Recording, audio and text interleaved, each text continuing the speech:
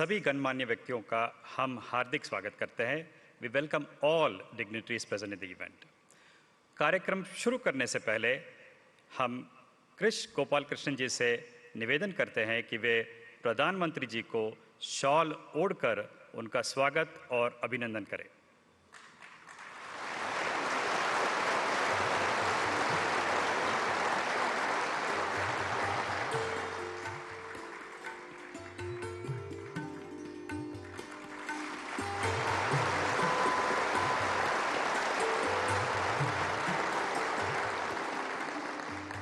धन्यवाद। इस ऐतिहासिक अवसर पर हम जीएफएफ के चेयरमैन श्री कृष्ण गोपाल कृष्णन जी से अनुरोध करते हैं कि वे अपना स्वागत संबोधन करें। We request Shri Krishna Gopal Krishnan to give his welcome address.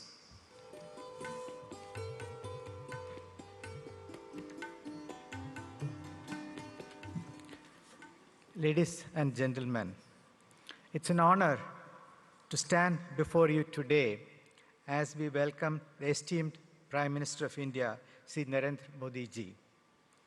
His tireless dedication to public service, visionary leadership, and unwavering commitment to the nation have left an indelible mark on our collective consciousness. As we gather here, let us reflect on the transformative journey that India has embarked upon under Prime Minister Modi ji's guidance. From economic reforms to digital empowerment, from Swachh Bharat Abhiyan to Make in India, his initiatives have touched every corner of a vast and diverse country.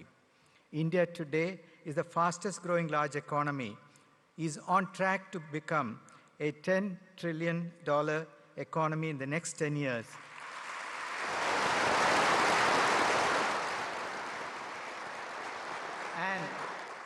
And a $30 trillion economy by 2047, achieving the goal of Viksit Bharat.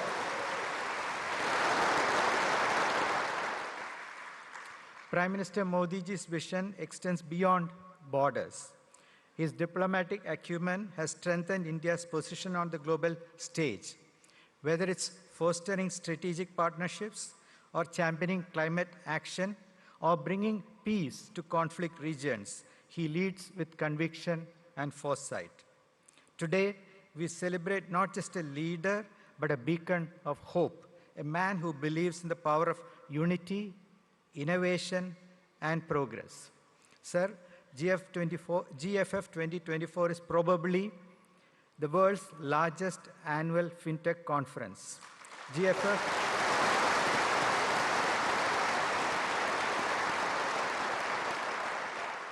GFF brings together luminaries, policymakers, regulators, and fintech founders for insightful discussions, groundbreaking technologies, and networking opportunities. The theme for this year's event is Blueprint for the Next Decade of Finance, Responsible AI, Inclusive and Resilient, and features over 1,000 speakers and 300+ sessions. Before I invite Honorable PM to speak, I would like to invite RBI Governor Sri Shaktikant Das ji to address you. RBI has been very key in partnering with GFF.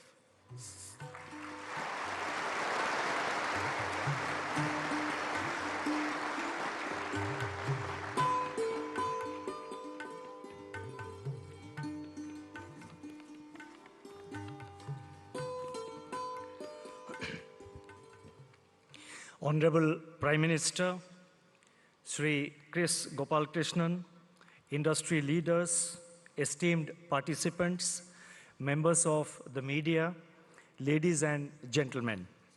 The Global FinTech Fest GFF has emerged as a flagship event showcasing innovations, technological transformation, and the spirit of collaboration in the Indian fintech sector. Started in 2020 with 12,000 participants, GFF 2024 has so far seen 80,000 participants. This This demonstrates not only the growing stature of this event, but also the growing prominence of India in the technology-driven financial innovation. The presence of the Honorable Prime Minister in GFF 2024 inspires all of us to put in our best efforts to build a fintech ecosystem that is truly future-ready. In this endeavor, our priority should be to build an environment where financial services are seamlessly integrated into the lives of our 1.4 billion people. India now stands on the cusp of a transformation where technology will be the engine to meet aspirations of every citizen. From mobile banking to digital payments, AI-driven lending, blockchain innovations, the fintech ecosystem is constantly evolving to meet the diverse needs of our growing economy. Digital technologies have been instrumental in expanding financial inclusion, improving efficiency, and enabling real-time services across the country. Today, India stands as a global leader in digital payments, a feat achieved by combining proactive policymaking with innovation and technological advancements. Collaboration between policymakers, regulators, and innovators is a defining element of India's fintech journey. The success stories in our fintech space like Aadhaar, UPI, and the DigiLocker are results of such collaborative efforts. Initiatives like Account Aggregator Framework, Unified Lending Interface, that is ULI, Open Credit Enabled Network, that is OCEN, and several others are expected to redefine credit access, particularly for small businesses and individuals. The Reserve Bank's regulatory frameworks have facilitated new and innovative businesses to grow in an orderly manner. These regulatory initiatives reflect our commitment to support innovation with prudence. Our collaborative approach is visible in the fact that we have held large number of interactions over the last 1 year with the fintech sector players. For example, the various departments and officials of the Reserve Bank have held about 750 bilateral interactions and held about 50 structured meetings with the fintech players. As we march towards India at 100 in the year 2047, I urge every participant at this GFF and others who could not attend, and hopefully, and I'm sure, they will attend the future editions of GFF event. I would urge each one of you to continue dreaming, innovating, and pushing boundaries. Thank you. Namaskar.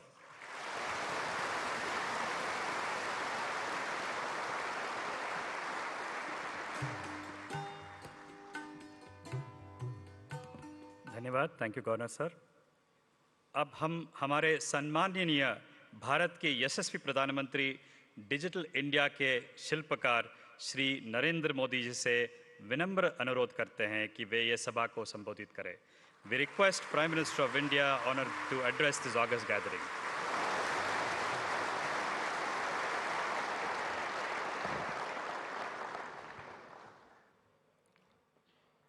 नमस्कार. RBI के governor श्रीमान Shaktikanta Das ji, Kris Gopalakrishnan ji, members of regulators, finance industry के leaders, fintech और startup world के मेरे साथी, अन्य सभी महानुभाव, देवी और सज्जनों, ये भारत में त्योहारों का मौसम है. अभी अभी जन्माष्टमी हमने मनाई है और खुशी देखिए, हमारी इकोनॉमी और हमारे मार्केट में भी उत्सव का माहौल है.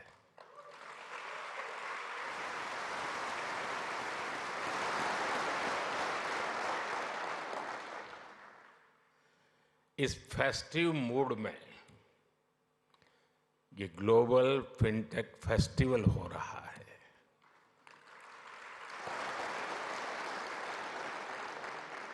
और वो भी सपनों की नगरी मुंबई में।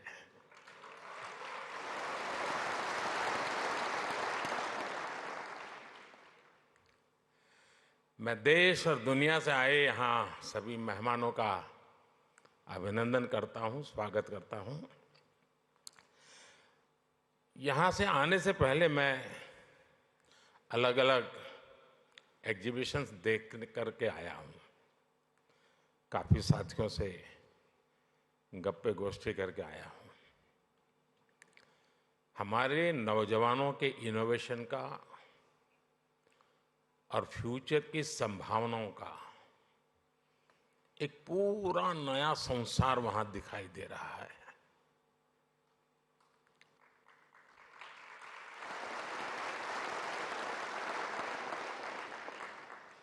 चलिए, आपके काम के लिए मैं शब्द बदलता हूं।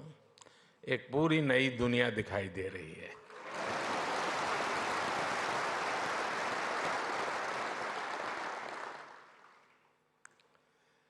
मैं इस फेस्टिवल के आयोजकों को सबको बहुत बहुत बधाई देता हूं।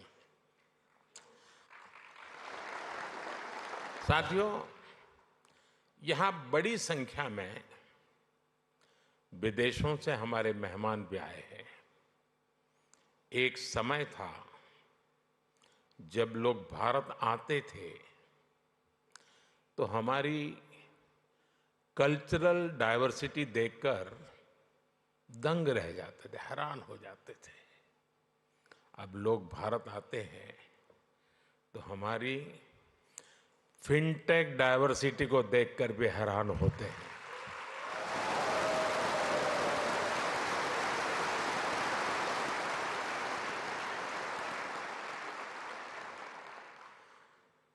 एयरपोर्ट पर लैंड करने से लेकर स्ट्रीट फूड और शॉपिंग एक्सपीरियंस तक भारत की फिनटेक क्रांति चारों तरफ दिखती है। पिछले 10 साल में फिनटेक स्पेस में $31 बिलियन से ज्यादा का निवेश हुआ है।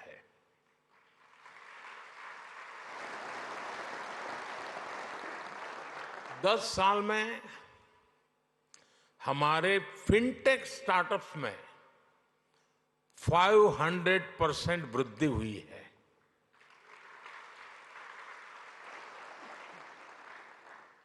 सस्ते मोबाइल फोन, सस्ते डेटा और जीरो बैलेंस जनधन बैंक खातों ने भारत में कमाल कर दिया है।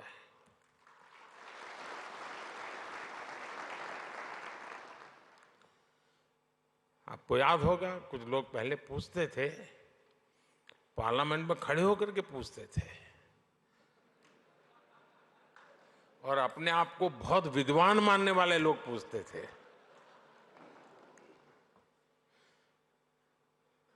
सरस्वती जब बुद्धि बांट रही थी तो वो रास्ते में पहले ही खड़े थे।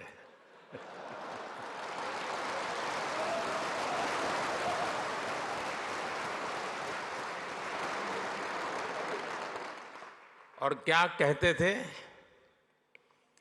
वो पूछते थे कि भारत में बैंक की इतनी ब्रांचेज नहीं है, गांव-गांव बैंक अवेलेबल नहीं है, इंटरनेट नहीं है। यहां तक पूछ लेते थे बिजली भी तो नहीं है, रिचार्जिंग कहां होगा, फिनटेक क्रांति कैसे होगी, ये पूछा जाता था। और मुझ जैसे एक चाय वाले को पूछा जाता था।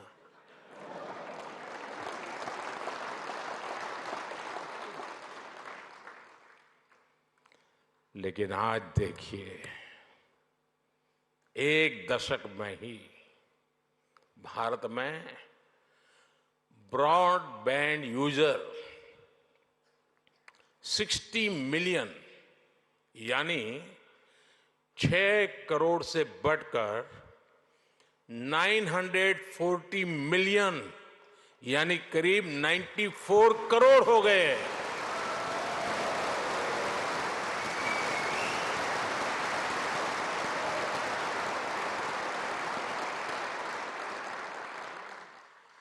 आज 18 वर्ष से ऊपर का शायद ही कोई भारतीय हो जिसके पास उसकी डिजिटल आइडेंटिटी आधार कार्ड नहीं है।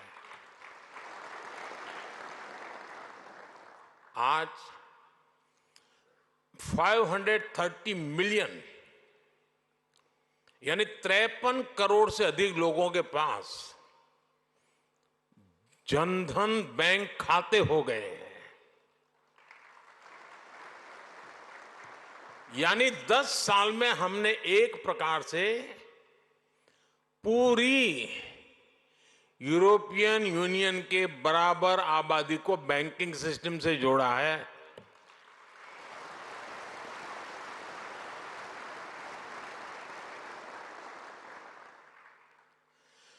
साथियों, जनधन, आधार, मोबाइल की इस ट्रिनिटी ने एक और ट्रांसफॉर्मेशन को गति दी है। कभी लोग कहते थे कि कैश इज किंग। आज दुनिया का करीब करीब आधा real time digital transaction Bharat में होता है।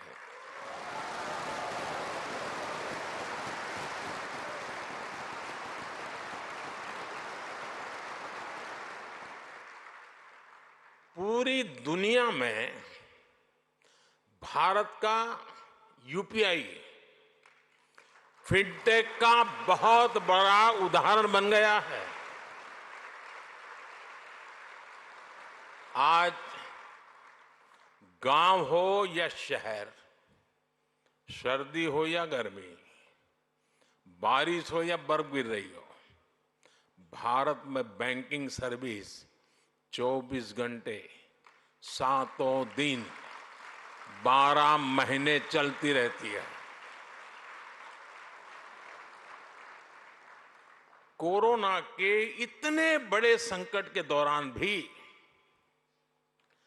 भारत दुनिया के उन देशों में था जहां हमारी बैंकिंग सर्विस बिना किसी दिक्कत के चलती रही।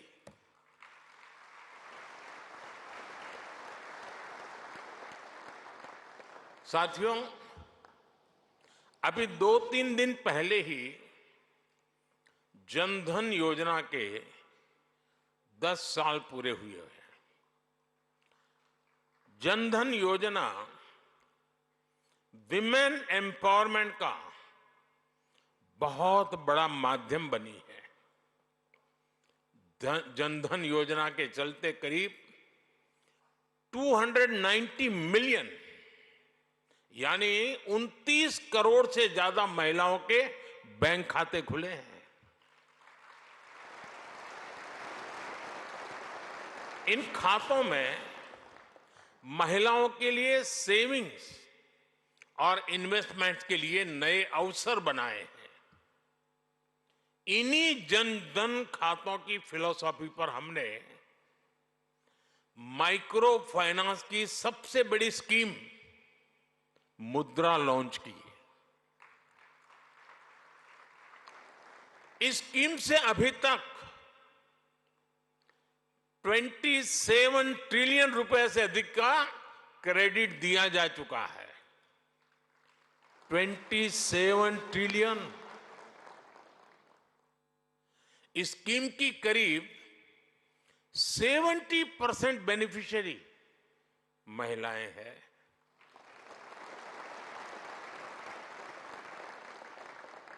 जनधन खातों ने महिलाओं के सेल्फ हेल्प ग्रुप्स को भी बैंकिंग से जोड़ा।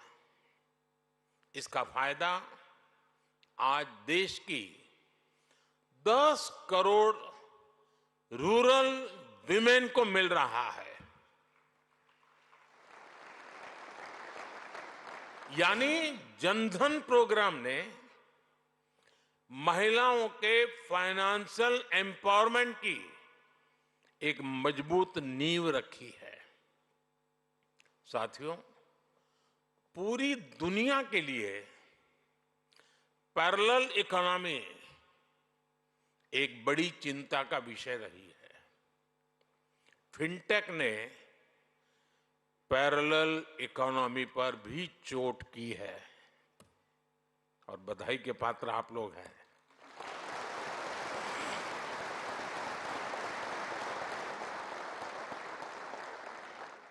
आपने ये भी देखा है कि कैसे हम भारत में डिजिटल टेक्नोलॉजी से ट्रांसपेरेंसी लेकर आए हैं। आज सरकार की सैकड़ों स्कीम्स के तहत डायरेक्ट बेनिफिट ट्रांसफर किया जाता है। इसमें सिस्टम से लीकेज बंद हुई है।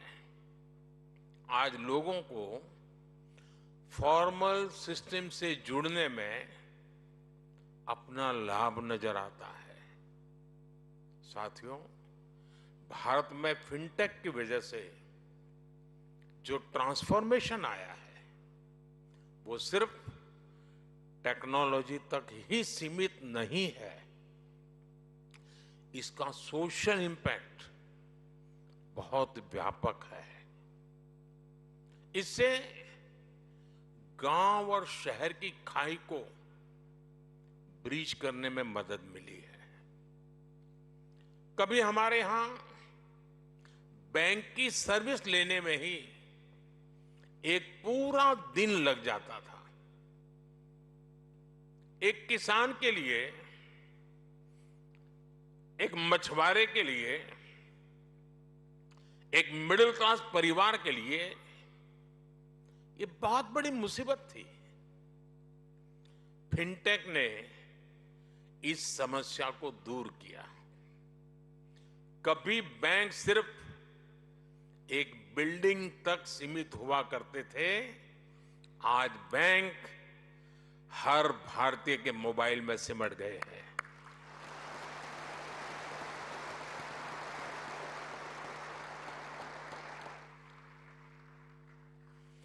साथियों, फिनटेक ने फाइनेंशियल सर्विस को डेमोक्रेटिक बनाने में भी बड़ी भूमिका निभाई है। Loan, credit card, investment, insurance जैसे प्रोडक्ट सबके लिए आसानी से सुलभ हो रहे हैं। फिनटेक ने एक्सेस टू क्रेडिट को भी आसान और इंक्लूसिव बना दिया है। मैं एक उदाहरण देता हूं। आप जानते हैं, भारत में स्ट्रीट वेंडर्स की एक पुरानी परंपरा है, लेकिन वो फॉर्मल बैंकिंग से बाहर थे। फिनटेक ने इस स्थिति को भी बदल दिया। आज वो पीएम स्वनिधि योजना से कोलेटरल फ्री लोन ले पा रहे हैं। डिजिटल ट्रांजैक्शन रिकॉर्ड के आधार पर उनको बिजनेस बढ़ाने के लिए और लोन मिलता रहता है। कभी शेयर और म्यूचुअल फंड जैसे प्रोडक्ट में इन्वेस्टमेंट बड़े शहरों में ही संभव था। आज गांव और कस्बों में भी इन्वेस्टमेंट के इस एवेन्यू को बड़ी संख्या में एक्सप्लोर किया जा रहा है। आज कुछ ही मिनटों में घर बैठे ही डीमैट अकाउंट खुल रहे हैं, इन्वेस्टमेंट रिपोर्ट्स ऑनलाइन मिल रही है। आज बड़ी संख्या में भारतीय रिमोट हेल्थ केयर सर्विस ले रहे हैं, डिजिटली ऑनलाइन पढ़ाई कर रहे हैं, स्किल्स सीख रहे हैं। ये भी फिनटेक के बिना संभव नहीं था।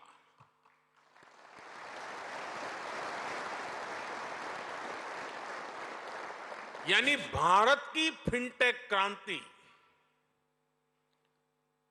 Dignity of life, quality of life, उसको बेहतर बनाने में भी बड़ा रोल निभा रही है। साथियों, भारत की फिनटेक क्रांति की उपलब्धि सिर्फ इनोवेशंस के लिए ही नहीं, बल्कि एडॉप्शन लेकर के भी है। भारत की जनता ने जिस स्पीड और स्केल पर फिनटेक को एडॉप्ट किया है, उसका उदाहरण कहीं और नहीं मिल सकता। इसका एक बड़ा क्रेडिट हमारे डिजिटल पब्लिक इंफ्रास्ट्रक्चर डीपीआई को भी जाता है और हमारे फिनटेक्स को भी जाता है। देश में इस टेक्नोलॉजी को लेकर ट्रस्ट पैदा करने के लिए अद्भुत इनोवेशन किए गए हैं। क्यूआर कोड्स के साथ साथ साउंड बॉक्स का उपयोग ऐसा ही इनोवेशन है।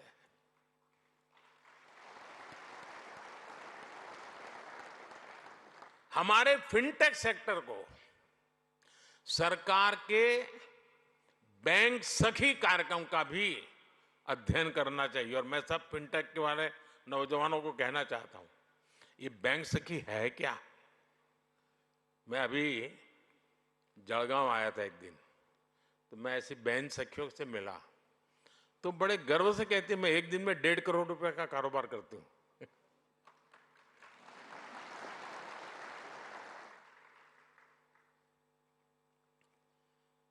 क्या कॉन्फिडेंस! और एक गांव की महिला थी वो। हमारी बेटियों ने गांव-गांव में बैंकिंग को, डिजिटल अवेयरनेस को जिस प्रकार फैलाया है, उससे फिनटेक को एक नया बाजार मिला है। साथियों, 21वीं सदी की दुनिया बहुत तेजी से बदल रही है। करेंसी से क्यूआर कोड तक की यात्रा में सदियां लग गई, लेकिन अब हर रोज हम नए इनोवेशन देख रहे हैं। डिजिटल ओनली बैंक्स और नियो बैंकिंग जैसे कंसेप्ट हमारे सामने हैं। डिजिटल ट्विंस जैसी टेक्नोलॉजी डेटा आधारित बैंकिंग को नेक्स्ट लेवल पर ले जा रही है।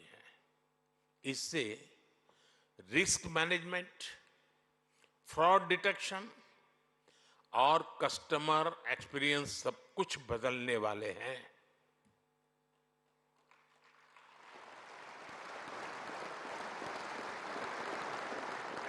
मुझे खुशी है कि भारत भी लगातार नए फिनटेक प्रोडक्ट्स लॉन्च कर रहा है। हम ऐसे प्रोडक्ट तैयार कर रहे हैं जो लोकल है, लेकिन उनकी एप्लीकेशन ग्लोबल है।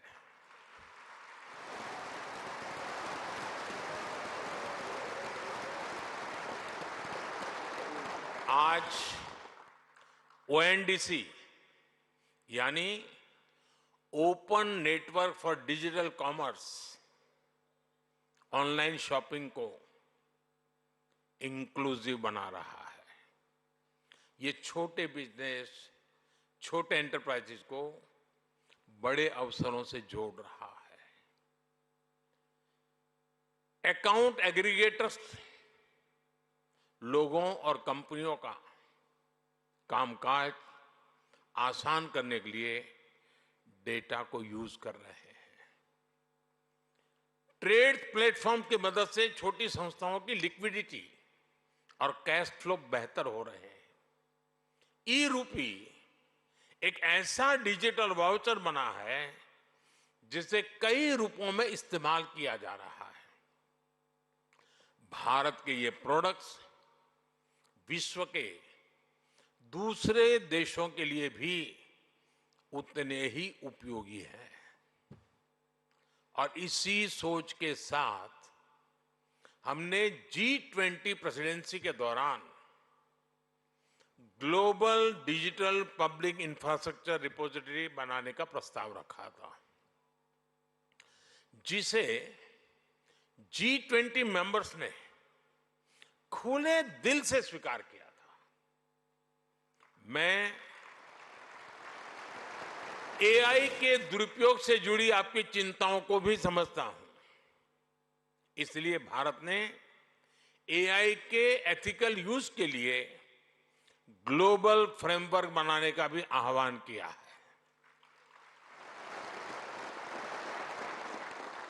साथियों, फिनटेक सेक्टर की मदद के लिए सरकार पॉलिसी लेवल पर हर जरूरी बदलाव कर रही है। हाल में हमने एंजल टैक्स को हटाया है।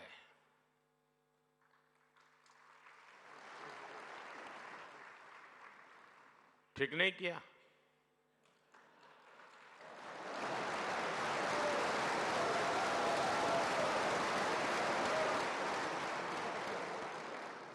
नहीं, ठीक किया है ना?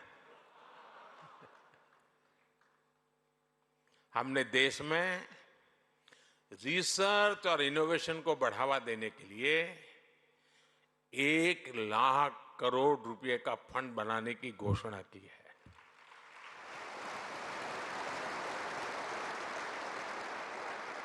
हमने डेटा प्रोटेक्शन कानून बनाया है।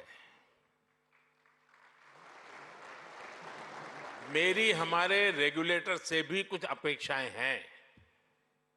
हमें साइबर फ्रॉड को रोकने के लिए और डिजिटल लिटरेसी के लिए और बड़े कदम उठाने होंगे।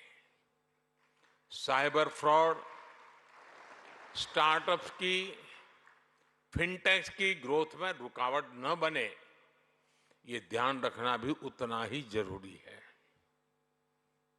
साथियों, पहले के जमाने में बैंक डूबने वाली है या बैंक डूबी है या डूब जाएगी, ये बात फैलते हुए इंपैक्ट होते होते 5-7 दिन निकल जाते थे।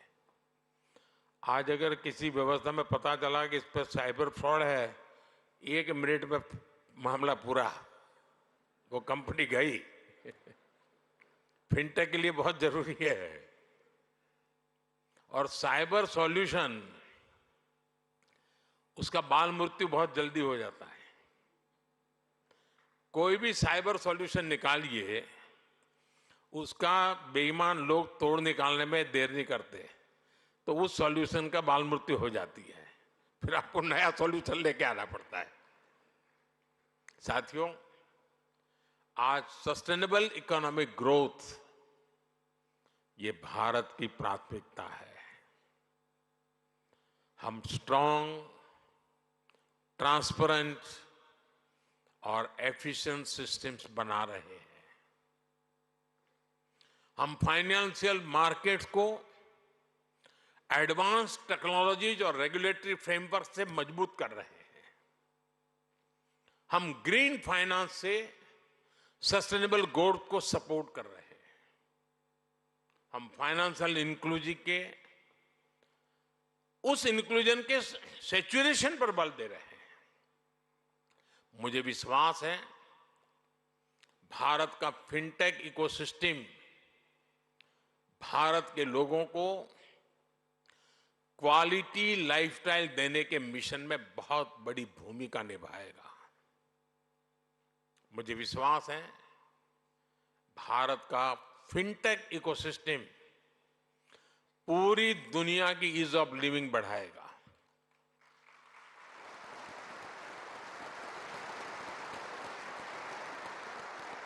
और मुझे मेरे देश के युवाओं की टैलेंट पे इतना भरोसा है, इतना भरोसा है, और मैं कहता हूं, बड़े विश्वास से कहता हूं, our best is yet to कम।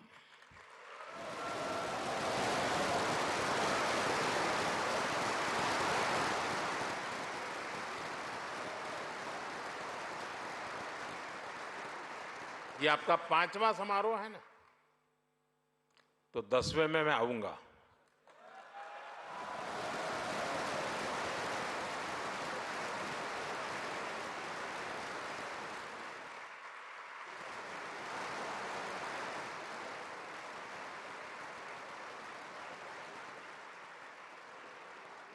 और तब आपने भी कल्पना नहीं की होगी, वहां पर आप भी पहुंचे होंगे दोस्तों।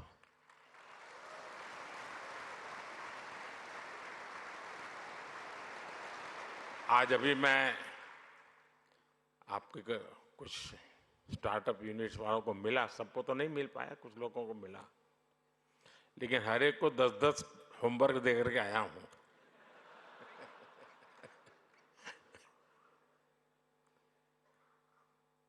क्योंकि मैं समझ सकता हूं कि ये बहुत बड़ा बदलाव लाने वाला क्षेत्र है साथियों।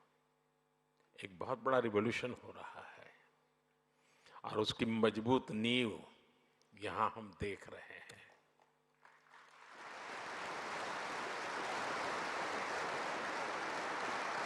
इसी भरोसे के साथ आप सबको मेरी बहुत बहुत शुभकामनाएं, बहुत बहुत धन्यवाद।